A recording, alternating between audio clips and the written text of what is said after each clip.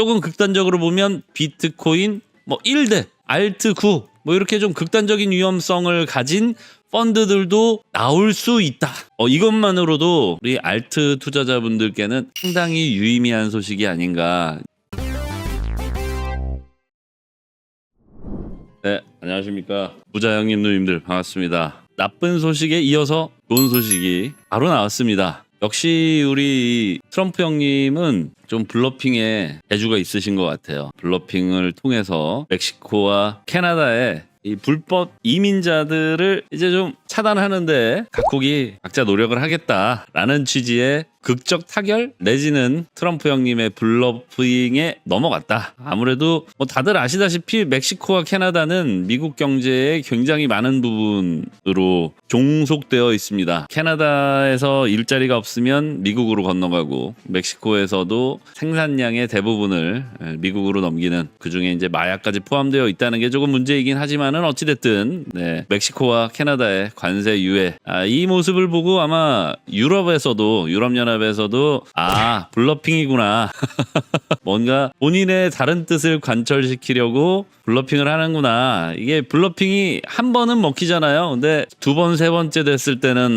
모르겠습니다. 잘 먹힐까라는 생각이 좀 들지만 본인의 공약에 충실하기 위해서 또 약간 뭐 보여주기성 정책이 되지 않나. 뭐 한마디로 멕시코나 캐나다에서 얼마나 상세한 세부적인 협조가 있을지 모르겠습니다만은 뭐 어찌됐든 트럼프 관세발 악재는 이제 조금 해소가 되었다. 이 내용은 어제 제가 말씀드렸던, 지금 우리는 호재는 없지만 이미 악재가 많이 나왔다. 그러니까 악재가 너무 많이 나왔기 때문에 이보다 더 안 좋을 수는 없다. 한마디로 이보다 더 안 좋을 수는 없을 테니까 지금이 최악이다. 그렇다면 앞으로는 적어도 최악은 아니겠지 않나. 뭐 이 정도의 호재만을 우리가 노려볼 수 있겠고요. 또 좋은 전망도 좀 있습니다. 뭐 아시다시피 우리 비트와이즈에서 올해 지난 1월을 기준으로, 지금 현재 2월인데 전월의 유입량을 기준으로 계산을 해볼 때 약 올해 안에 500억 달러 가량, 정확하게는 이제 590억 가량으로 추산을 했는데, 이거는 조금 너무 좀 데이터가 작은 데이터에서 큰 데이터를 도출해낸 게 아닌가 이런 생각이 좀 듭니다. 아시다시피 1월달 총 유입이 50억 달러가 가까스로 안 됐어요. 정확하게는 49억 달러 정도 이제 유입이 됐어요. 1월달에. 이제 이들의 전망은 1월달 유입량 곱하기 12를 한 것 같아, 그죠? 그렇게 해서 도출된 값이 뭐 590억 달러 정도 될 것이다.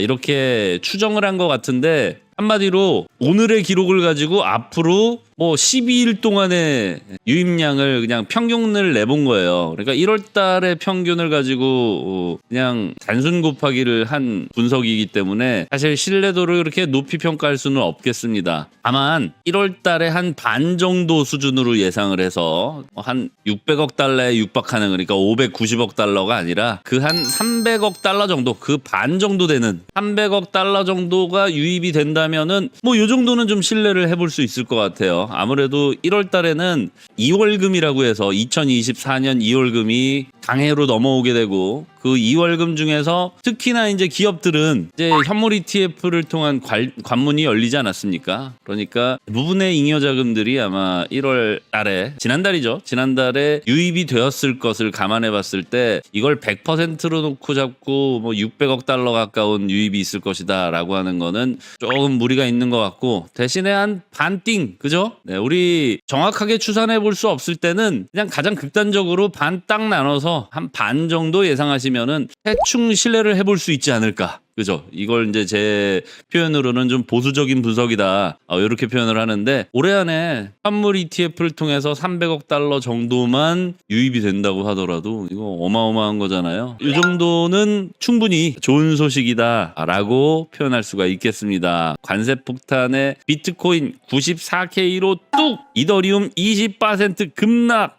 이게 이제 오늘 뉴스는 아니고요. 어제 뉴스예요. 이게 이 뉴스의 어떤 그 추세, 뉴스의 트렌드를 좀 보여드리려고 한 건데 사실 이 뉴스를 보고 어제 팔았던 사람들 굉장히 많았을 겁니다. 그죠? 다만 어제 제가 말씀드렸다시피 악재는 미리 알 수 있을 때 대비할 수 있는 거고요. 이 악재가 이미 나온 뒤에는 사실 악재 해소로 봐야 되니까 뭐 호재는 아니지만 악재 해소는 매도 시기를 가늠해 볼 수 없는 지표가 돼버립니다. 그러니까 한마디로 지나간 악재는 신경 쓸 필요가 없다. 만약에 내 앞에 내 미래에 지금 현재보다 미래에 놓여 있는 악재라면 우리가 좀 신경을 쓸 필요가 있겠지만 뭐 이미 지나간 악재는 악재가 아니다. 다만 이더리움에는 좀 좋은 소식이 있어요. 약간 요거 이제 드디어 ETF 상장지수 펀드의 어떤 혼합 형태인 비트 이더 결합한 상품이 드디어 승인이 됐습니다. 일단 초기 승인 단계니까 앞으로 거래 가능 시기까지 30일가량 남아있을 것으로 추정이 되는데 만약에 최종 승인이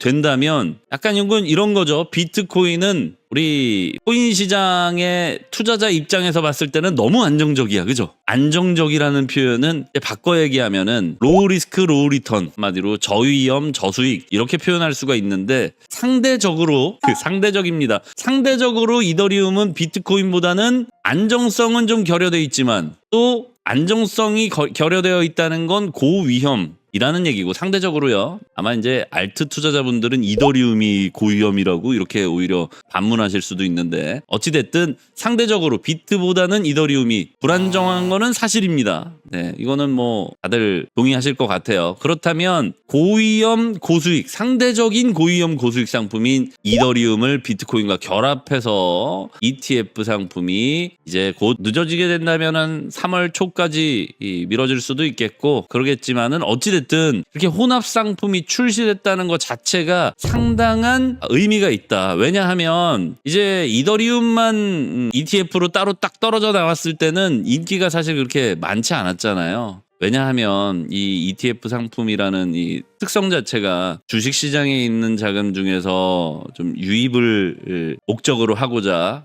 주식시장에 이제 상장되어 있는 상장지수 펀드인데 대부분의 투자자들이 아무래도 이제 주식시장에 있는 투자자들은 조금 보수적입니다. 이거 보수적이라는 표현을 이렇게 남발해도 되나 싶지만 어찌됐든 앞으로 이런 식의 결합도 나올 거예요.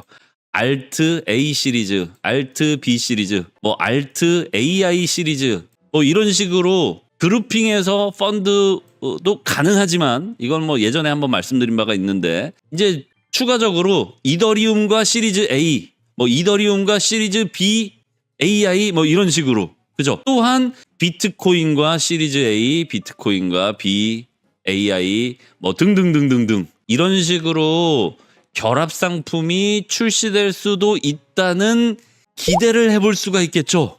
이렇게 되면 그동안 우리 비트코인 현물 ETF가 정말 이 주식시장에 수혜를 많이 받았습니다. 전체적으로 뭐 거의 이번 2024년, 2025년의 상승은 비트코인 ETF가 엔진 역할을 했다. 이 정도 평가를 받을 정도인데 더군다나 그 수혜를 비트코인만 봐왔었는데 이제는 비트코인 더하기 알트 이런 혼합 형태의 펀드가 출시된다면 아마도 이제 여기서 비율이 좀 달라지겠죠. 비트코인 5대 알트 5 뭐 이런 식으로 상대적인 안정성을 담보하는 펀드 뭐 이런 형태의 펀드도 가능하고요. 조금 극단적으로 보면 비트코인 뭐 1대 알트 9 뭐 이렇게 좀 극단적인 위험성을 가진 펀드들도 나올 수 있다. 이것만으로도 우리 알트 투자자분들께는 상당히 유의미한 소식이 아닌가.